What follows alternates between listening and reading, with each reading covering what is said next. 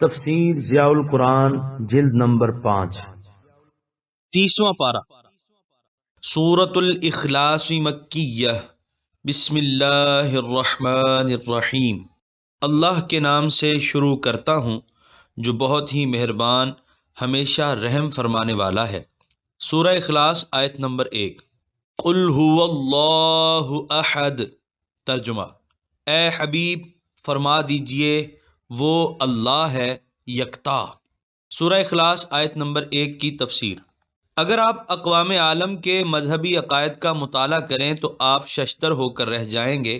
خالق کائنات کے بارے میں بھانت بھانت کی بولیاں سن کر آپ کا دماغ چکرانے لگے گا اور دل ڈوبنے لگے گا۔ بعض نے تو کسی خدا کو ماننے ہی سے انکار کر دیا ہے۔ ان کے نزدیک یہ جہان رنگ و بو اتفاقاً محض بطور حادثہ پیدا ہو گیا ہے۔ کسی کی حکمت، کسی کے علم، کسی کی قدرت کا اس میں ذرا دخل نہیں۔ یہ چرخ نیلوفری، یہ کرۂ زمین، اس میں فلک بوس پہاڑ، ان میں ابلتے ہوئے چشمے، رواں دواں ندیاں، ان کے دامن میں رنگین مہکتے پھول اور چبھتے ہوئے کانٹے، شبنم کے قطرے اور سمندر کی بے کرانیاں خود بخود ظہور پذیر ہو گئیں۔ نیل گوں فضا میں ان گنت ستاروں کے چراغ خود ہی روشن ہو گئے۔ آفتاب و ماہتاب کی تابانیاں کسی خالق کی ندرت تخلیق کا کرشمہ نہیں۔ بعض اقوام ایک خدا کی قائل تھیں، مگر ایسا خالق جو علم و حکمت اور قوت تدبیر سے یکسر آری ہے۔ بعض نے دو اور بعض نے ان گنت خدا بنا ڈالے۔ ان خداؤں کے معاشقوں کی داستانیں بڑی اخلاق سوز ہیں۔ ان میں رقابت کی آگ بھی بھڑکی، انہوں نے ایک دوسرے کی بیویوں کو اغوا تک کیا، ان سے بدماشی سے بھی باز نہ آئے، ان کے درمیان خون ریز جنگیں بھی ہوئیں، ان کی اولاد بھی پیدا ہوئی۔ غرض یہ کہ اس سلسلے میں بدتمیزی کا وہ طوفان برپا ہے کہ الامان الحفیظ۔ لطف یہ ہے کہ ان خرافات کو ماننے والے، ان پر ایمان رکھنے والے، بڑے جوش و خروش سے ان کا پرچار کرنے والے معمولی قسم کے آدمی نہ تھے۔ ان میں فلاسفر بھی تھے، منطقی بھی تھے، ان میں چوٹی کے سائنسدان بھی تھے اور ریاضی دان بھی، کشور فصاحت کے تاجدار بھی تھے اور نغز گو شاعر بھی، دانشوروں، عقل و فہم کے مجسموں، مذہبی رہنماؤں اور سیاسی قائدوں اور بے نظیر فاتحوں کا ایک جم غفیر ٹھاٹھے مارتا ہوا نظر آتا ہے۔ ہند، چین، روم، یونان اور مصر جہاں تہذیب و تمدن کے چراغ روشن تھے، یہ کیفیت وہاں کی تھی۔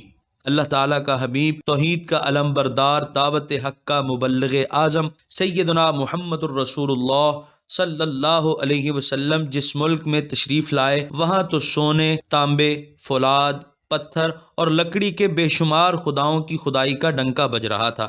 جب اس ہادی برحق نے صفا کی چوٹی پر کھڑے ہو کر قولوا لا الہ الا اللہ کا اعلان کیا تو لوگوں کے ذہنوں میں کھلبلی مچ گئی۔ سوالات و استفسارات کا ایک سیلاب امڑ آیا، فرمائشوں پر فرمائشیں ہونے لگی۔ کوئی کہتا انسب لنا ربک، ذرا اپنے رب کا نسب نامہ تو بیان فرمائیے۔ کوئی کہنے لگا آپ کا رب کس چیز کا بنا ہوا ہے؟ لوہے کا، مٹی کا، پتھر کا، تانبے کا، سونے کا؟ دنیا کی ہر چیز کا کوئی نہ کوئی مادہ ہے، آخر آپ کے رب کا کیا مادہ ہے؟ کوئی بے تابی سے پوچھ رہا تھا کہ آپ کے رب کی خوراک کیا ہے، جس نے تنہا اپنے کاندھوں پر کائنات کی تخلیق اور تدبیر کا بار گراں اٹھایا ہوا ہے، وہ کھاتا کیا ہے؟ ان کے ذہنوں کی تنگ دامانی اور ان کے افکار کی کجی عجیب و غریب سوالات کے پیکر میں ظاہر ہو رہی تھی۔ اس اللہ تعالیٰ نے اپنے محبوب مکرم صلی اللہ علیہ وآلہ وسلم پر یہ سورہ مبارکہ نازل کی اور اس کی چند آیتوں میں گمراہی کی انگنت صورتوں کا قلع کما کر دیا۔ ارشاد ہے، قل، اے عبد کامل، سب سے بڑی سچائی کا اعلان تو اپنی زبان سے فرما تاکہ کسی کو مجال انکار نہ رہے۔ بسا اوقات کمال بھی حجاب بن جایا کرتا ہے۔ کمالات بھی بے شمار ہیں اور ان سے پیدا ہونے والے حجابات بھی انگنت ہیں۔ کہیں حسن، کہیں قوت، کہیں علم، کہیں دولت، کہیں اقتدار و حکومت اور کہیں جنگی فتوحات کے نقاب حق کے روئے زیبا کو مستور کر دیتے ہیں۔ ان حجابات کو وہی اٹھا سکتا ہے، ان نقابوں کو وہی الٹ سکتا ہے جو خود جملہ کمالات سے یوں متصف ہو کہ اس کی نظیر پیش نہ کی جا سکے۔ اے حبیب، ہم نے آپ کو تمام کمالات کا پیکر رانا بنا کر بھیجا ہے۔ اٹھیے اور اپنی صدائے دل نواز سے نخوت و پندار کے ان بتوں کو ریزہ ریزہ کر دیجئے۔ فرعون نے ملک مصر کی حکمرانی سے اپنا دماغی توازن کھو دیا تھا اور خدائی کا دعویٰ کیا تھا۔ تجھے تو میں نے وہ سلطانی عطا فرمائی ہے کہ تیری انگلی کے اشارے سے چاند 2 ٹکڑے ہو جاتا ہے۔ اس بے مثال سلطانی کے باوجود اگر تو یہ کہے گا کہ لا الہ الا اللہ، تو کسی حکمران کی یہ مجال نہیں ہوگی کہ وہ اپنی خدائی کا اعلان کر سکے۔ ہم نے تجھے وہ شان رفیع عطا فرمائی ہے کہ سب نبی، سب رسول اس کی جلالت شان دیکھ کر سر بجیب ہیں۔ جب تو یہ کہے گا لا الہ الا اللہ کہ میں بائیں ہمہ کمال خدا نہیں بلکہ بندہ ہوں، تو کسی کو یہ حق نہ پہنچے گا کہ وہ کسی نبی یا رسول کو خدا یقین کرے۔ تیرے علم کا بحر بے پیدا کنار کانا و ما یکون کو محیط ہے، تیری نگاہ رسا اسرار و معارف کی گہرائیوں تک پہنچی ہوئی ہے۔ اس علم بے پایاں کے باوجود اگر تو یہ کہے گا کہ میں خدا نہیں بلکہ اس کا بندہ ہوں، جب تیری زبان سے لا الہ الا اللہ کا اعلان ہوگا تو کسی علامہ دہر اور فاضل اجل کو جرت نہ ہوگی کہ اپنی خدائی کا دم بھر سکے۔ آپ کے جد امجد میرے خلیل نے لوہے کی گرز سے اپنی قوم کے صنم کدے میں سجے ہوئے بتوں کو توڑ پھوڑ کر رکھ دیا تھا۔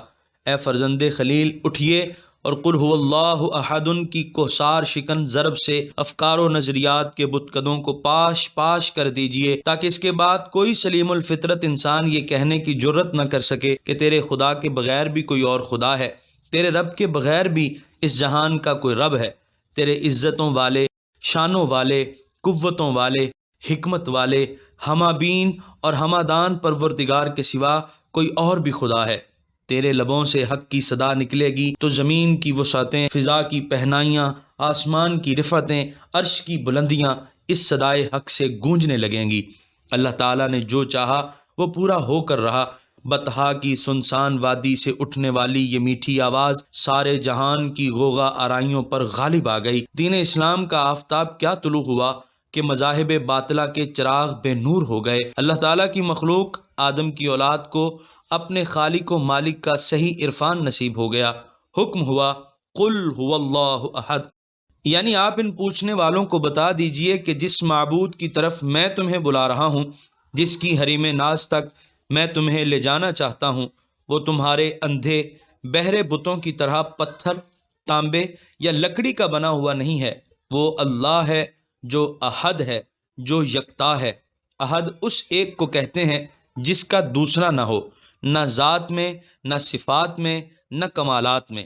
اس اعلان کے ہوتے ہی سونے، چاندی، لوہے، تانبے، پتھر اور لکڑی کے بنے ہوئے جو معبود صدیوں سے خدائی کی مسند پر بڑے کر و فر سے براجمان تھے، منہ کے بل زمین پر اوندھے گر پڑے۔ سورہ اخلاص آیت نمبر 2۔ اللہ الصمد، ترجمہ اللہ صمد ہے۔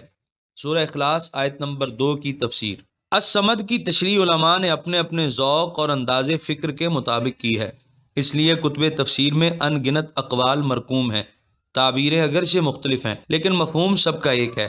علامہ پانی پتی ان سب اقوال کو لکھنے کے بعد فرماتے ہیں، یعنی میرے نزدیک الصمد کا حقیقی معنی المقصود ہے۔ قاموس میں ہے صمد، قصد کرنا، اور جو مقصود علی الاطلاق ہوا کرتا ہے۔ ہر چیز اس کی محتاج ہوا کرتی ہے اور کسی بات میں وہ کسی کا محتاج نہیں ہوا کرتا۔ اسی لیے صوفیاء کرام نے لا الہ الا اللہ کا معنی لا مقصود الا اللہ بتایا ہے۔ سعد بن جبیر فرماتے ہیں، صمد سب کا آقا، سب کا سردار، انعامات حاصل کرنے کے لیے جس کے دربار کا قصد کیا جائے اور طوفان مصائب میں جس کی جناب میں فریاد کی جائے۔ سورہ اخلاص آیت نمبر 3۔ لم یلد ولم یولد، ترجمہ نہ اس نے کسی کو جنا اور نہ وہ جنا گیا۔ سورہ اخلاص آیت نمبر 3 کی تفسیر۔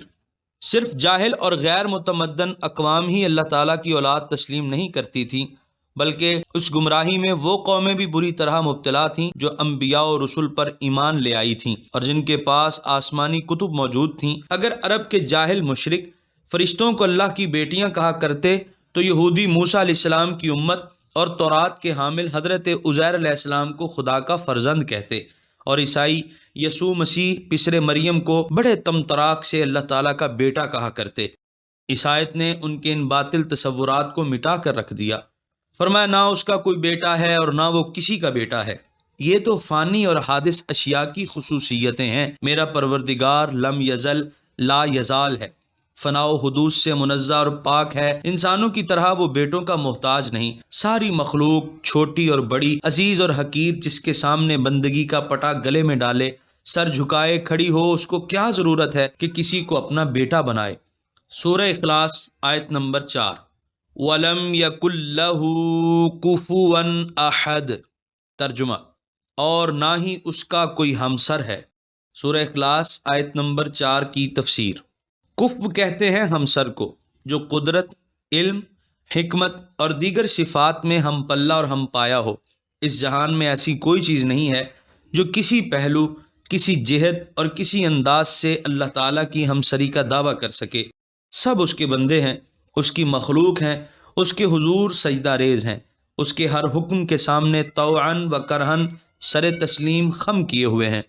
حضرت شاہ عبدالعزیز محدث دہلوی رحمۃ اللہ تعالی علیہ فرماتے ہیں، علماء لکھتے ہیں کہ شرک کبھی عدد میں ہوتا ہے، احد کہہ کر اس کی نفی فرما دی، کبھی مرتبہ و منصب میں ہوتا ہے، صمد کہہ کر اس کا بطلان کر دیا، کبھی نسب میں ہوتا ہے، لم یلد ولم یولد سے اس کا ابطال کر دیا، اور کبھی کوئی کام کرنے اور اثر اندازی میں ہوتا ہے، اس کی تردید لم یکن لہ کفوا احد سے کر دی۔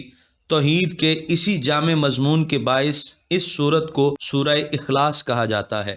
اشہد ان لا الہ الا اللہ وحدہ لا شریک لہ، لہ الملک ولہ الحمد وہو علی کل شیء قدیر، واشہد هو اللہ احد اللہ الصمد لم یلد ولم یولد ولم یکن لہ کفوا احد، واشہد ان سیدنا ومولانا وحبیبنا وحبیب ربنا محمد رسول اللہ۔ اللہم صلی من الصلوات اطیبها وسلم من التسلیمات ازکاها وبارک من البرکات اسناها على حبیبی وشفیعی وقرۃ عینی وسرور قلبی عبدک ونبیک محمد وعلى آلہ الطیبین الطاہرین وعلى ازواجہ الطاہرات امہات المؤمنین وعلى سائر الصحابۃ والتابعین وعلى أولياء أمته الكاملين وعلى علماء شريعته الربانيين وعلينا معهم أجمعين فاطر السماوات والأرض أنت ولي في الدنيا والآخرة توفني مسلما وألحقني بالصالحين آمين بجاه طه وياسين صلی اللہ علیہ وسلم۔ یہاں پر سورہ اخلاص مکمل ہوئی اور یہاں پر 30ویں پارے کا 37واں رکوع مکمل ہوا۔ آپ دیکھ رہے ہیں PATF Islamic info YouTube channel. مزید اسلامک ویڈیوز کے لیے ہمارا چینل سبسکرائب کریں۔